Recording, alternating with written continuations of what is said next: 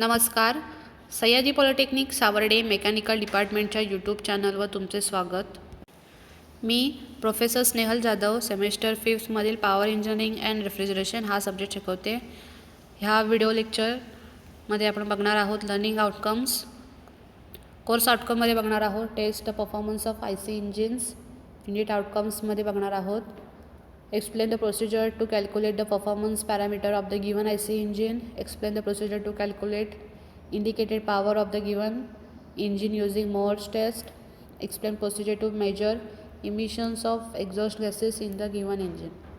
Okay, हा जो video lecture आहे हा थर्ड व्हिडिओ लेक्चर आहे सेकंड टॉपिकचा. लास्ट लेक्चरमध्ये आपण न्यूमरिकल घेतले आहेत, हे त्याचं कंटिन्यू व्हिडिओ लेक्चर आहे. ह्या व्हिडिओमध्ये आपण बघणार आहोत हीट बॅलन्स शीट कशी ड्रॉ करायची, त्याचे न्यूमरिकल्स बघणार आहोत आणि अजून काही स्पेशल प्रॉब्लेम बघणार आहोत. ओके, तर हा फर्स्ट प्रॉब्लेम आहे बघा. During a trial on 4 stroke single cylinder oil engine using following data recorded. Duration of trial 30 minute. Speed दिला आहे 1750 RPM. ब्रेक पॉवर दिले, heat supplied, mass of jacket, cooling water, rising cooling water temperature दिलं आहे, mass of exhaust gas temperature दिलं आहे, atmospheric temperature, specific heat of exhaust gas, calorific value of fuel, determine heat balance sheet on minute basis. Okay, हा first problem आहे heat balance शीटचा. Solution बघूया. आपल्याला given data काय काय दिला आहे आणि आपल्याला हीट बॅलन्स शीटनुसार काय काय फाइंड आउट करायला लागतं. ते फर्स्ट आपल्याला काय फाइंड आउट करायला लागतं तर हीट सप्लाइड, तर ती आपल्याला अगोदरच दिलेली आहे. गिवन डाटामध्ये हीट सप्लाइड दिलेली आहे, सो आपल्याला ती फाइंड आउट करायची नाही आहे. ओके, हीट सप्लाइड दिले 13183.5 kJ/min. त्यानंतर बघा, नंतर आपल्याला काय फाइंड आउट करायचं आहे heat equivalent of BP. Heat balance sheet मी फर्स्ट लेक्चरला दाखवली आहे कशी असते ती, त्यानुसार ह्या व्हॅल्यू आपल्याला फाइंड आउट करायच्या आहेत. आता इथे बघा, heat equivalent of BP 3628.5 kJ/min. इथे बघा ब्रेक पॉवर आपल्याला गिवन डाटा आहे, ब्रेक पॉवरची व्हॅल्यू दिलेली आहे, तीच हीट इक्विव्हॅलंट ऑफ BPची व्हॅल्यू आहे. ओके, तर आपल्याला IP माहिती आहे, BP माहिती आहे. त्यानंतरला ज्या अदर हीट कॅरीड आउट करतात त्याच्या व्हॅल्यू आपल्याला फाइंड आउट करायच्या आहेत. आता बघा, heat carried by cooling water, heat carried by cooling water. आता इथे बघा दिलं आहे MW CP multiply by delta T, म्हणजेच MCP डेल्टा T. आता इथे बघा MW म्हणजे mass of jacket cooling water दिलं आहे 483 kg दिलेला आहे. ओके, आता हे कंप्लीट प्रॉब्लेम तुम्ही बघाल तर इथे फर्स्ट बघा दिलं आहे ड्युरेशन ऑफ ट्रायल, म्हणजे ही जी पूर्ण प्रोसेस करताना किती ड्युरेशन ऑफ ट्रायल लागली तर 30 मिनिट्स. ओके, म्हणून हे जे आपण फाइंड आउट करतो आहे ते पर मिनिट बेसिस करणार आहोत.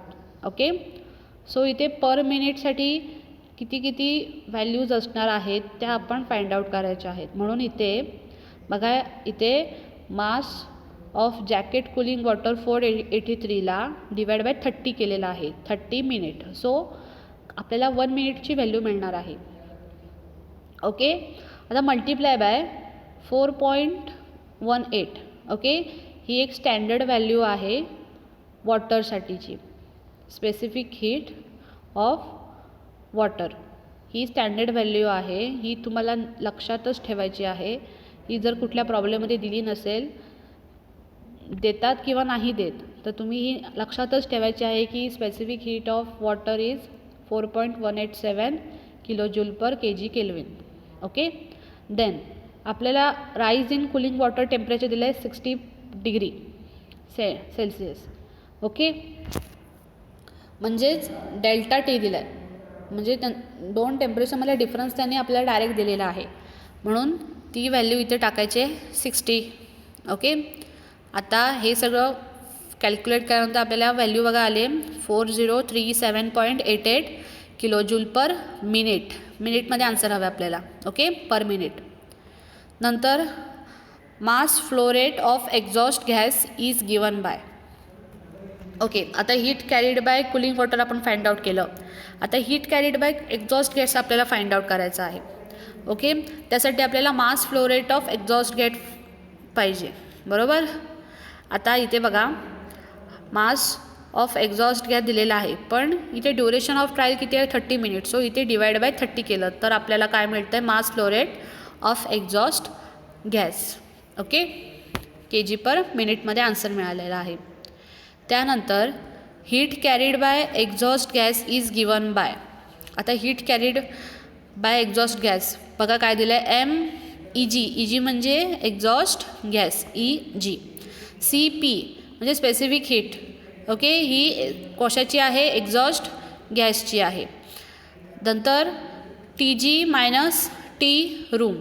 ओके, तर इथे बघा MEG किती दिले आपण मगाशीच फाइंड आउट केले आहे 191.35 डिवाइड बाय 30.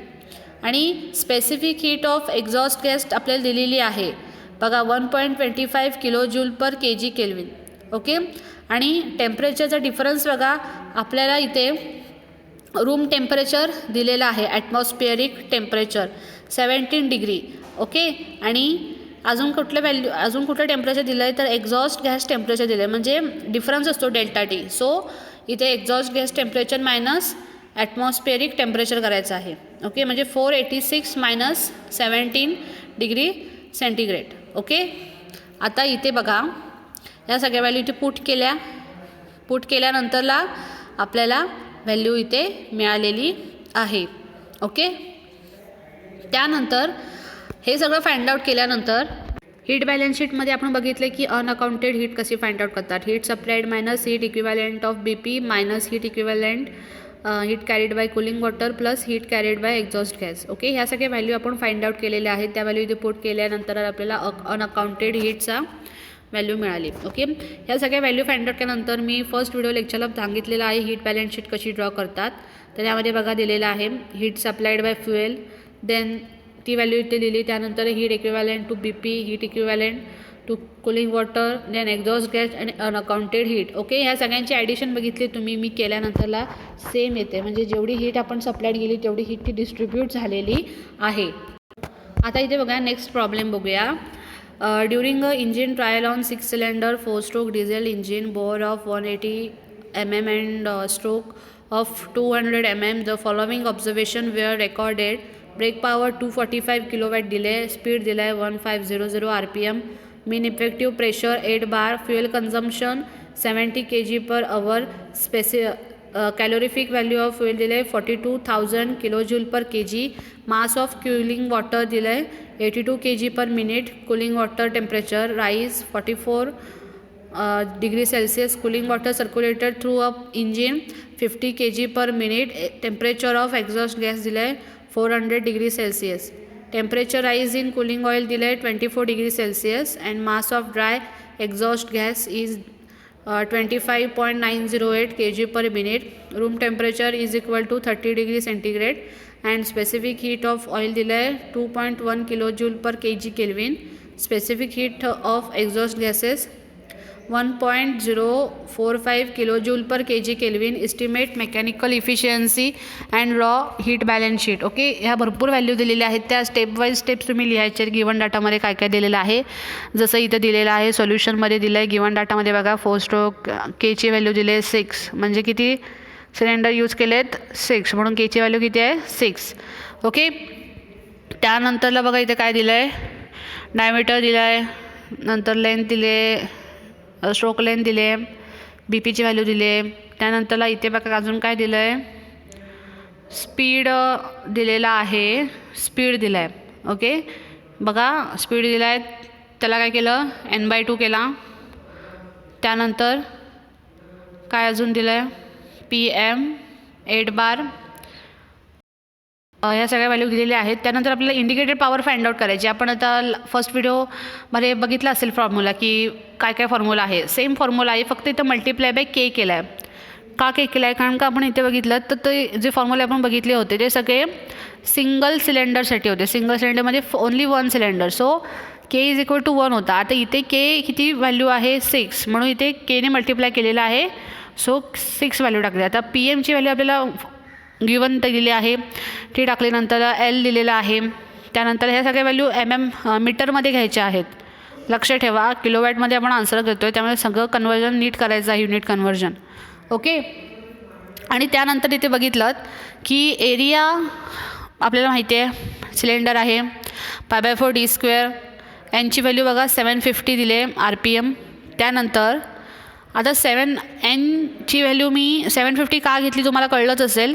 आपण हे बघतोय ते 4 स्ट्रोक डिझेल इंजिन बघतोय, 4 स्ट्रोक, बरोबर. त्याच्यामुळे इथे बघा फॉर्म्युलेमध्ये मी डिवाइड बाय 2 नाही केले, मी अगोदरच इथे एनची व्हॅल्यू डिवाइड बाय 2 करून आन्सर लिहिलेला आहे. त्याच्यामुळे इथे 750 दिलेला आहे. ओके, लक्ष द्या. इंडिकेटेड पॉवर फाइंड आउट केली. त्यानंतरला आपल्याला काय केलं आहे? मेकॅनिकल इफिशियन्सी फाइंड आउट केले, BP/IP. ओके, आपल्याला फॉर्म्युला झालेला आहे. मेकॅनिकल इफिशियन्सी फाइंड आउट झाली. त्यानंतर हीट सप्लायड आपल्याला फाइंड आउट करायची आहे. हीट सप्लायडचं काय असतं की हीट सप्लायड MF × CV. ओके, तर इथे बघा आता MFची व्हॅल्यू दिली आहे 70 kg/h दिले. ओके, त्याच्यामुळे ती kg/min कन्वर्ट केले. त्यानंतर multiply by CV of fuel म्हणजे कॅलोरिफिक व्हॅल्यू ऑफ फ्युएल, ती व्हॅल्यू दिली आणि ती इथे व्हॅल्यू पुट केल्यानंतरला हीट सप्लायची आपल्याला व्हॅल्यू मिळाली. ओके, आपण हीट बॅलन्स शीट आपण ड्रॉ करायचे, त्यामुळे आपल्याला हीट सप्लाय रिक्वायर्ड होती. त्यानंतरला काय काय करायचं की brake power, then heat carried by cooling water, exhaust gas, अजून काही असेल तर त्याची हीट कॅरीड बाय कुठे लॉस्ट होत असेल ते फाइंड आउट करायचं आहे. आता इथे बघा heat carried by cooling water काय फॉर्म्युला होणार? mCV∆T. ओके, तर इथे बघा इथे काय दिलं आहे? MCV दिलं आहे. इथे MCV calorific value of water काय असणार आहे? 4.187. मी तुम्हाला लास्ट लेक्चरला म्हणाले होते.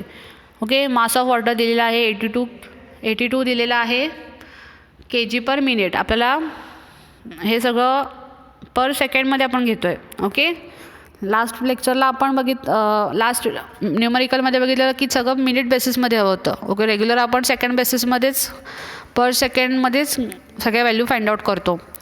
ओके, तर इथे बघा ह्या सगळ्या व्हॅल्यू फाइंड आउट केल्या की आपल्याला heat carried by cooling water मिळाली. Heat carried by oil. आता आपण हे नवीन टर्म का फाइंड आउट करतो तर बघा इथे प्रॉब्लेममध्ये त्याने मेन्शन केलं की specific heat of oil. Okay, मग ही specific heat of oil mention केलं आहे. ओके, त्याच्यामुळे ती आपल्याला फाइंड आउट केलीच पाहिजे. परत अजून काय विचारलं आहे इथे?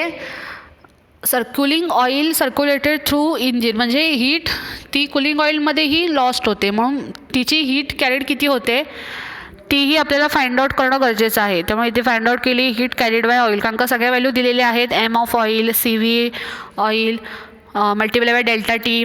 मग आता ह्या व्हॅल्यू पण इथे टाकल्या. बघा इथे 50/60 50/min दिलेला आहे क्वेश्चनमध्ये. सो सेकंड बेसिसमध्ये घेतो आहे आपण. इथे CVची व्हॅल्यू दिले किती दिले? Specific heat of oil mention केलेलं आहे 2.1 kJ/kg. ओके, आणि ∆Tची व्हॅल्यू दिलेली आहे 24. बघा इथे temperature rise in cooling oil 24 degree Celsius statement दिलेलं आहे प्रॉब्लेममध्ये. ओके, मग आपल्याला हीट कॅरीड बाय ऑइलची व्हॅल्यू मिळाली. त्यानंतर heat carried by exhaust find out करायचे. ओके, एक्झॉस्ट गॅसेसची. त्यासाठी त्याने आपल्याला व्हॅल्यूज दिलेल्या आहेत. Mass flow rate of exhaust gases, then calorific value of exhaust gases and temperature change दिलेला आहे. टेम्परेचर चेंज तुम्ही बघितलं तर इथे दिलं आहे 400 - 30. 400 - 30. तुम्ही जर नीट सगळ्या गिव्हन डाटा जर ड्रॉ केलात तर इथे बघाल टेम्परेचर ऑफ एक्झॉस्ट गॅस दिलं आहे 400 डिग्री सेल्सिअस. ओके, आणि इथे अजून कुठलं टेम्परेचर दिलं आहे? रूम टेम्परेचर दिलेलं आहे प्रॉब्लेममध्ये, रूम टेम्परेचर दिलेलं आहे. ओके, आता बघा एम ऑफ एक्झॉस्ट किती आहे आपल्याला दिलेलं आहे 25.908 kg/min दिलं आहे. ओके, तो सेकंडमध्ये कन्वर्ट केला kg/सेकंडमध्ये, मल्टिप्लाय बाय कॅलोरिफिक व्हॅल्यू दिलेली आहे, ती इथे व्हॅल्यू टाकली. त्यानंतरला डेल्टा टीची व्हॅल्यू फाइंड आउट केली 400 - 30, म्हणजेच exhaust gases temperature minus room temperature. Okay, आणि यावरून आपल्याला heat carried by exhaust gases value मिळाली. आता बघा हीट बॅलन्सची ड्रॉ केली, जशी फर्स्ट प्रॉब्लेमची ड्रॉ केली तशी इथे सेकंड प्रॉब्लेमची ही ड्रॉ केलेली आहे. हीट सप्लायड बाय फ्युएल आपण फाइंड आउट केलं, then heat carried by BP, then water, इथे नवीन एक आली की कुलिंग ऑइल.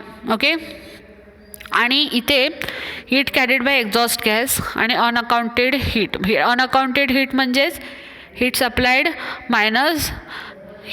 मायनस काय करतात, heat equivalent to BP, heat carried by cooling water, heat carried by cooling water, cooling oil आणि एक्झॉस्ट गॅसेस. ओके, ती व्हॅल्यू आली अनअकाउंटेड हीटची. ओके, सगळ्यांची ॲडिशन केली तर ती सेम येते.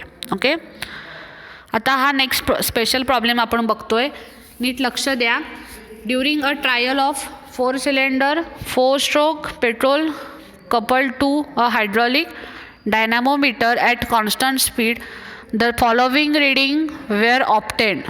BP of all cylinder operating 14 kilowatt, BP with cylinder number 1 cut off 10.14 kilowatt, BP with cylinder number 2 cut off 10.3 kilowatt, BP with cylinder number 3 cut off 10.36 kilowatt, BP with cylinder number 4 cut off 10.21 kilowatt.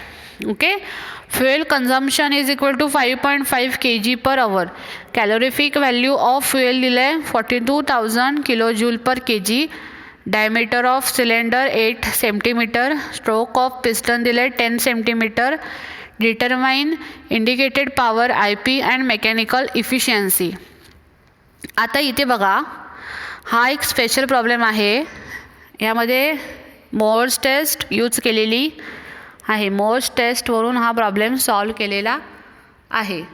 Given डाटामध्ये बघितलं तर break power दिलेली आहे 14.7, नंतर काय दिलं आहे FP दिलेला आहे 10.14, BP with cylinder number 1 cut of.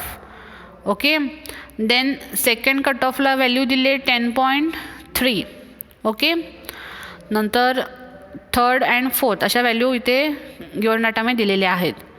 त्यानंतर इथे बघा IPN is equal to BP minus FP1 and और यालाच आपण ब्रेक पॉवर जो कट ऑफ असतो त्याची इथे व्हॅल्यू मेन्शन केलेली असते. आता इथे बघा IP1 first cylinder is cut off. Okay, so BPची व्हॅल्यू सेम असणार आहे सगळ्यांना, आणि minus first cylinder cut off झाल्यानंतरला व्हॅल्यू बघा काय आहे 10.14. ओके, मग ती मायनस केली की आपल्याला IP1ची व्हॅल्यू मिळेल, इंडिकेटेड पॉवर 1. नंतर म्हणजे इंडिकेटेड पॉवर म्हणजे हीट सप्लायड किती झाली ती आपल्याला पॉवर मिळालेली आहे. ओके, त्यानंतर सेकंड सिलेंडर कट ऑफ झाल्यानंतर किती पॉवर मिळाली, थर्ड, फोर्थ, अशा सगळ्या IP1, IP2, IP3 and IP4 value आपण फाइंड आउट केल्या. त्यानंतरला total IP is equal to IP1 plus IP2 plus IP3 and IP4 असे सगळ्यांचे ॲडिशन करून आपल्याला टोटल IPची व्हॅल्यू मिळाली. ओके, आता आपल्याला इथे काय विचारलं आहे, इंडिकेटेड पॉवर IP विचारले, ती आपण आता फाइंड आउट केली. आणि मेकॅनिकल इफिशियन्सी विचारली आहे. मेकॅनिकल इफिशियन्सी फॉर्म्युला काय, BP/IP. BPचं गिवन डाटामध्ये दिलेला आहे किती, BPची value 14.7 kilowatt. Okay, and divide by IPची व्हॅल्यू आपण फाइंड आउट केली, त्यावरून आपल्याला मेकॅनिकल इफिशियन्सी व्हॅल्यू मिळालेली आहे. ओके, त्यानंतर हा सेकंड प्रॉब्लेम आहे स्पेशल केसमधला. During a trial on a 4 stroke petrol engine coupled to a hydraulic dynamometer at a speed constant speed of following reading is observed. Okay, ह्याच्यामध्ये सगळ्या given data दिलेला आहे. आता इथे बघितलं तुम्ही तर बी पीची व्हॅल्यू दिली आहे 14.7. ओके, आणि इथे B P with cylinder number of 1 cut off तर इथे दिलेले आहेत व्हॅल्यू 10.14, 10.3 सगळ्या कट ऑफच्या व्हॅल्यू दिलेल्या आहेत. ओके, आता इथे बघा अजून काय काय दिलं आहे. एम एफ व्हॅल्यू दिले आहे, सी व्हीची व्हॅल्यू दिली आहे, डी डायमीटर दिला आहे, देन लेंथ, स्ट्रोक लेंथ दिलं आहे, क्लिअरन्स व्हॉल्यूम दिलं आहे. ओके, आता इथे आपल्याला काय फाइंड आउट करायचं आहे. Mechanical efficiency, relative efficiency of indicated power basis. Okay, तर इथे बघा इंडिकेटेड पॉवर ऑफ सिलेंडर काय फॉर्म्युला आहे. B P engine minus cut ऑफची व्हॅल्यू तिथे मेन्शन करायची आहे फर्स्ट सिलेंडरच्या. आता इथे मेन्शन केल्यानंतर बघा काय होतं. आपण पहिल्या प्रॉब्लेममध्ये जसं बघितलं तसंच करायचं आहे. इथे बी पी मायनस जी कट ऑफची व्हॅल्यू आपण दिलेली आहे ती आपण तिथे मेन्शन करायची आहे आणि आपल्याला व्हॅल्यू मिळायच्या आहेत की IP1, IP2, IP3 and IP4. Okay, ह्या सगळ्या व्हॅल्यू मिळाल्यानंतर टोटल IP ची व्हॅल्यू फाइंड आउट करायची, सगळ्यांची ॲडिशन करायची आहे. त्यानंतर आपल्याला मेकॅनिकल इफिशियन्सी विचारली आहे, ती काय आहे. बी पी दिलेला आहे, IP आपण फाइंड आउट केला आहे, सो आपल्याला मेकॅनिकल इफिशियन्सीची व्हॅल्यू मिळाली. ओके, आता अजून काय विचारलं आहे. आपल्याला relative efficiency of indicated power काढायची आहे. ओके, त्याचा फॉर्म्युला बघा काय दिलं आहे. NI/N air standard efficiency. Okay, आता हीट सप्लाइड ॲज गिवन काय MF multiply by CV. So आपल्याला MFची व्हॅल्यू माहिती आहे 5.5 kg/H दिलं आहे, मल्टिप्लाय बाय CVची व्हॅल्यू माहिती आहे. ओके, ती व्हॅल्यू फाइंड आउट केल्यानंतरला इंडिकेटेड थर्मल इफिशियन्सी व्हॅल्यूमध्ये टाकायची व्हॅल्यू आणि मग आपल्याला काय मिळणार. इंडिकेटेड थर्मल इफिशियन्सीची व्हॅल्यू मिळणार, कारण का आपल्याला IP माहिती आहे आणि हीट सप्लाइड आपण व्हॅल्यू आपण फाइंड आउट केलेली आहे. त्यानंतर बघा स्ट्रोक व्हॉल्यूम आपल्याला माहिती आहे. स्ट्रोक व्हॉल्यूमचा फॉर्म्युला काय आहे. π/4 d² multiply by L. Okay, त्यानंतरला क्लिअरन्स व्हॉल्यूमचा काही फॉर्म्युला आहे. VC = 0.1 litre. ओके, त्यानंतर कंप्रेशन रेशो काढला, सिलेंडर व्हॉल्यूम आपण क्लिअरन्स व्हॉल्यूम हा फॉर्म्युला झालेला आहे. फर्स्ट टॉपिकमध्ये आपण हा फॉर्म्युला बघितलेला आहे. फर्स्ट टॉपिकमध्ये जर तुम्ही फर्स्ट की सेकंड व्हिडिओ लेक्चरमध्ये जर बघितलात तर हा फॉर्म्युला दिलेला आहे VC + VS / VC. ओके, आणि आपल्याला कंप्रेशन रेशो मिळालेला आहे. Okay, air standard efficiency of auto cycle आपल्याला आरची व्हॅल्यू मिळाली. गॅमेटची व्हॅल्यू मी म्हणालीच आहे की आपल्याला अज्यूम करायची की 1.4 घ्यायची आहे आणि एअर स्टँडर्ड इफिशियन्सी आपल्याला व्हॅल्यू मिळाली. त्यानंतर हे सगळं मिळाल्यानंतर आपल्याला काय काढायचं आहे. Relative efficiency of indicated power basis. आता रिलेटिव्ह इफिशियन्सी फाइंड आउट करताना काय काय लागतं आपल्याला. इंडिकेटेड थर्मल इफिशियन्सीची व्हॅल्यू ती आपल्याला माहिती आहे आणि इंडिकेटेड एअर स्टँडर्ड इफिशियन्सीची व्हॅल्यू आपल्याला फाइंड आउट करायची आहे, ती पण आपल्याला काढलेली आहे. ओके, ही सगळी प्रोसिजर का केली, कारण आपल्याला रिलेटिव्ह इफिशियन्सी फाइंड आउट करायची होती म्हणून. ओके, ह्या व्हॅल्यू सगळ्या पुट केल्या आणि आपण relative efficiency of indicated power find out केली. ओके, हे सगळे स्पेशल प्रॉब्लेम्स आहेत, ते तुम्ही नीट सॉल्व करा. फॉर्म्युला बेस्ड आहेत, सोपे आहेत. ओके, त्या बेसिसवर मी तुम्हाला हे 4 प्रश्न दिलेले आहेत असेसमेंटला, ते सॉल्व करा. ह्या प्रॉब्लेम्स रिलेटेड काही डाऊट असेल तर रेग्युलर व्हिडिओ लेक्चर होतो आपला गुगल मीटवर, तेव्हा ते विचारा. Okay, thank you. Stay home, stay safe.